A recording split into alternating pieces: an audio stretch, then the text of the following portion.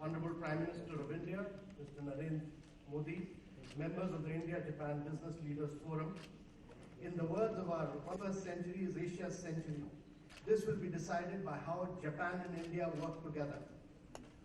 While addressing the Parliament of India, Prime Minister of Japan, Shinzo Abe, the Japan-India relationship is blessed with the largest potential for development of any bilateral relationship anywhere in the world. In a recent article, he has... Honorable Prime Minister of Japan, Abe-san, Honorable Prime Minister of India, Sri Narendra Modi ji, I am glad to inform you that last afternoon we had a very meaningful meeting of the Indo-Japan Business Leaders Forum. The discussions chiefly revolving and improving business environment in India. 2, need for upgrading infrastructure in India and Japan-India cooperation. And 3, opportunities. 金額は5倍、そしてインドで事業拡大する日本企業の数が5倍、さっきは8倍です。5倍に拡大しております。ただ、日印の双方の経済界は、この規模は両国の経済力、その他を考えますと、極めて小さい規模であって、今後これを大きく拡大するためのポテンシャルが極めて高いという共通の日印投資拡大パートナーシップで設定された目標、今後5年の投資拡大をに向けて努力するそうでございます。このインドでの投資拡大に向けては、インド国内のビジネス環境整備が不可欠でございます。両首脳におかれましては、このRCEP の早期妥結に向けて、強力なるイニシアチブを発揮していただくよう期待申し上げたいと思います。私から以上でございます。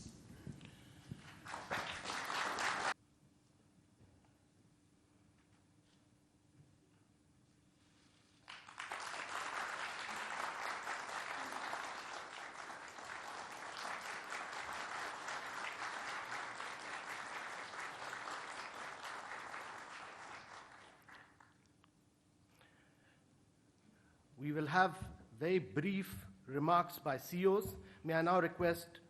Chanda.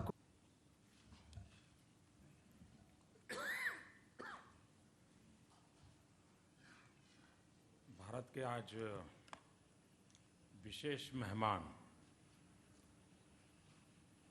और मेरे परम मित्र Japan के प्रधानमंत्री श्रीमान आबे-सान, भारत और Japan की भिन्न भिन्न कंपनियों के सीईओज, मुझे बताया गया कि काफ़ी विस्तार से आप लोगों के बीच बातें हुई हैं और एक नए उत्साह और उमंग के साथ दोनों देश के उद्योग जगत के आप मित्र भारत कैसे आगे बढ़ सकता है, भारत में कितने पोटेंशियल है, जापान और भारत के बीच में कितनी संभावना है, उसकी विस्तार से चर्चा की है। मैं पिछले वर्ष जापान जब गया था और जापान ने $35 बिलियन भारत में पूंजी निवेश की जब घोषणा की थी, तो खबर अपने आप में लोगों को आश्चर्य देती थी कि कैसे हो सकता है। लेकिन आज मैं बड़े संतोष के साथ कह सकता हूं कि 1 साल के भीतर भीतर अकल्पनीय उसमें प्रगति हुई है और एक प्रकार से धरती पर दिख रहा है कि $35 बिलियन यहाँ होंगे। ये अपने आप में बहुत बड़ी बात है। भारत में मेक इन इंडिया एक मिशन मोड पे काम करे, वो तो हम समझ सकते हैं। हर भारतीय के मन में मेक इन इंडिया का विचार आए, वो हम समझ सकते हैं। लेकिन आज भारत इस बात के लिए गर्व करता है कि जापान में मेक इन इंडिया मूवमेंट चल रहा है और मुझे बताया गया कि कोई $11 billion $12 billion fund make in India के लिए स्पेसिफाई कर दिया गया है। ये साफ बताता है कि हम दोनों देश किस प्रकार से आगे बढ़ सकते हैं। आपने देखा होगा कि जितनी बातें, जैसे पीएमओ में जापान प्लस की कल्पना, ये एक विचार ही नया था लेकिन इतना सफल हुआ है और इसको हम और आगे बढ़ाना चाहते हैं कि कैसे ईज ऑफ डूइंग बिजनेस में ग्लोबल लेवल पर हमने जो पोजीशन पाई है, तो policy decision, effective implementation, states on board, ये जो हमने स्ट्रेटेजी अपनाई है उसके परिणाम बहुत ही मिल रहे हैं। पूरी दुनिया से इन दिनों खबर आती है स्लो डाउन की। सब जगह से पहली खबर होती है यार मामला जम नहीं रहा है, कुछ स्लो डाउन है। लेकिन कल ही जापान का इकोनॉमिक एनालिसिस जो आया वो इतना एनकरेजिंग है, यानी सारे इकोनॉमिक्स प्रेडिक्ट 0.1% करते थे जबकि क्रॉस कर दिया 1%। तो मैं समझता हूँ कि ये उसी प्रकार से कल ही भारत का मैन्युफैक्चरिंग ग्रोथ की जो फिगर आए हैं वो 10.6% और इंडेक्स ऑफ इंडस्ट्रियल प्रोडक्शन 9.8% बढ़ा है। एक किस प्रकार से गति तेज हुई है उसका ये इंडिकेशन है। कुछ दिन पहले भारत का ग्रोथ के संबंध में इंडिकेटर्स आए थे, वो भी बहुत एनकरेजिंग थे। तो ये साफ दिखा रहे हैं कि भारत एक संभावनाओं का देश है। ह्यूमन रिसोर्स एक सबसे बड़ी स्ट्रेंथ है,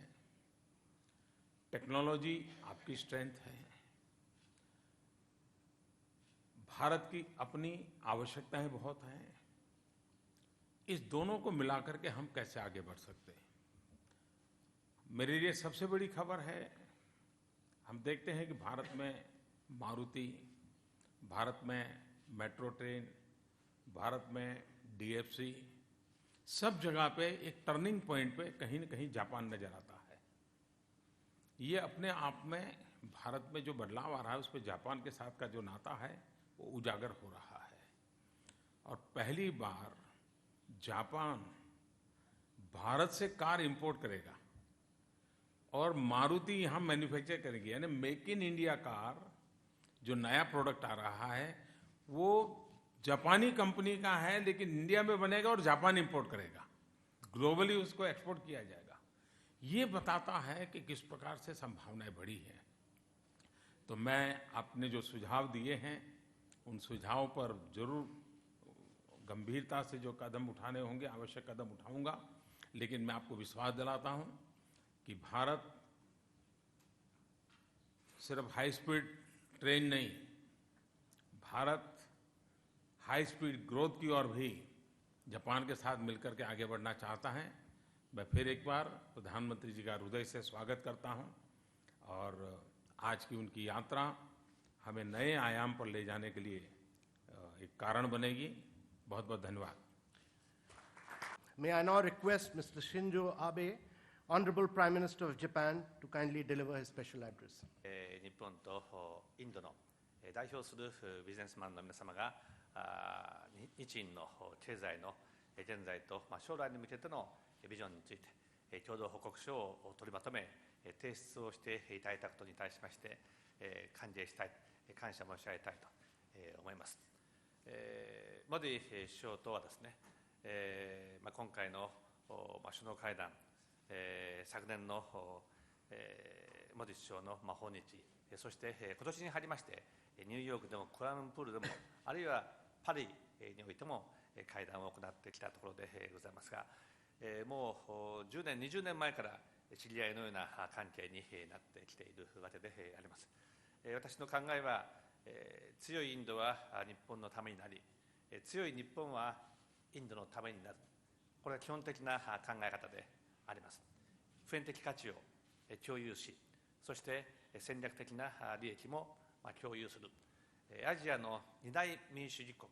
が共に手を携えて発展をしていくことは地域の平和と繁栄、そして世界の平和繁栄につながっていく、こう確信をしています。この確信はモディ首相と全く共有するものであると思います。ただいまのモディ首相のお話からも、経済においても日本とともに力を合わせていくことがインドのために間違いなくなる、そして日本にも大きな利益をもたらす、この確信が伝わってきたところでございます。インドは現在、日本にとってもまさに魅力的な注目すべき投資先であります。昨日のフォーラムを通じて、また今日のモディ首相の話を伺って、日本のビジネス界の皆様も強くそう感じたのではないかと、このように思います。投資が成功することによって、さらに投資を呼んでいくわけでございます。そういう意味におきましても、両国の連携が極めて重要であろうと思います。モディ首相と私の共通点は、